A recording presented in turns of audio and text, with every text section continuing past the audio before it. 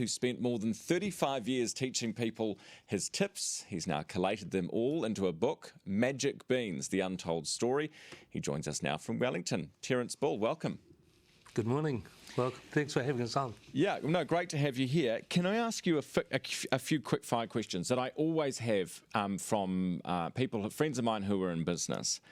When it comes to being a business and starting one, should you ever employ family in a business, family members, or is that a big no-no all of the time? Not all of the time, no, I wouldn't say. I mean, the general rule is don't go into business with friends or family. But I have to say, in some countries, that's impossible. I mean, friends and family are about the only people you can go into business with. But so it's not always a hard and fast rule. It just do your research first. Make sure you know you're both on the same page. There's actually a lovely group of friends and family which I've just been working with recently. They're an ideal set of business partners. So it doesn't always apply. Should I start a business in a field that I'm not passionate about, or do you have to be really into something to make money out of it and make it work? Absolutely. Passion is the key. Passion will actually get you over the humps. It'll get you over the inevitable problems that will arise, the inevitable cash flow issues that will arise, that you'll suddenly find yourself, with no money, no customers, a whole heap of problems, a whole heap of debt, and cash flow and passion will actually drive you past that and enable you to continue. If you don't have passion, don't even start. Terrence, you were just 19 when you started your first business. I read you invented a coin reader for vending machines. How terrifying was it in those early days and being young in business? What did you learn back then? What's your advice? Funnily enough, I went into business partnership more than anything. It wasn't me starting on my own. A guy came to me, he had a cigarette vending machine route in Auckland, and he had mechanical coin readers, and the prices of cigarettes were skyrocketing. And so he couldn't physically fit the coins into the mechanical coin readers, so he asked me to help him design an electronic coin reader, which I did. And he said, if you can design the rest of the machine, I'll give you half my company, quite literally. And that's what actually happened. And so that's what actually got me into business. It wasn't really, it was sort of a bit of a backwards approach, I suppose, from most people. But a lot of fun, he actually told me some silly things when I first started.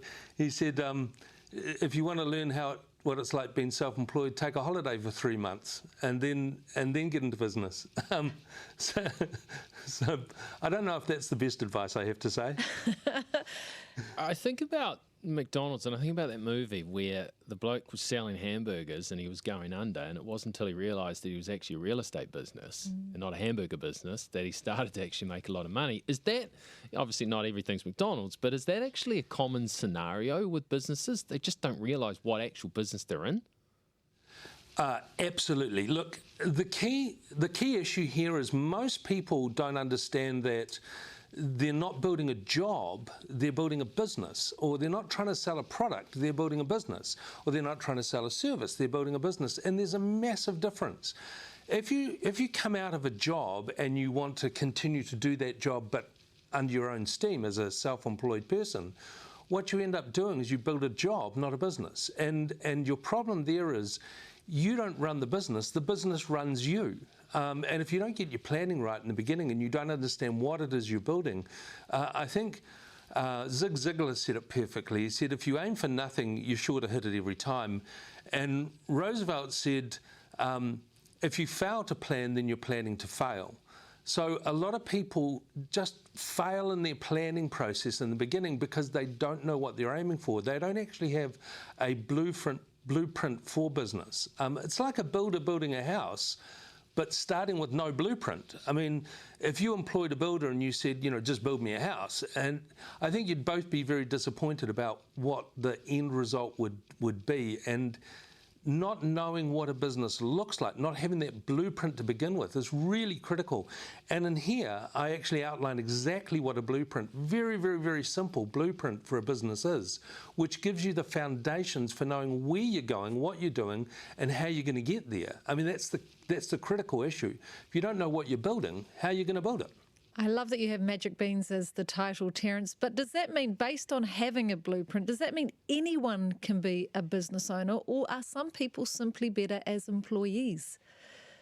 No, I actually think anybody can be a business owner. I don't think, you know, I could get into the history of employment, but no, I don't think there is an issue with anybody being a business owner. It's understanding what it is you're doing and being totally passionate about it, as Ryan originally said.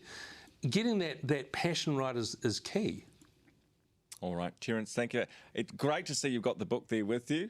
So we all know what it's called, Magic Beans by business consultant and author Terrence Bull. He's with us from Wellington this morning. Thank you, Terrence. Nice to see you.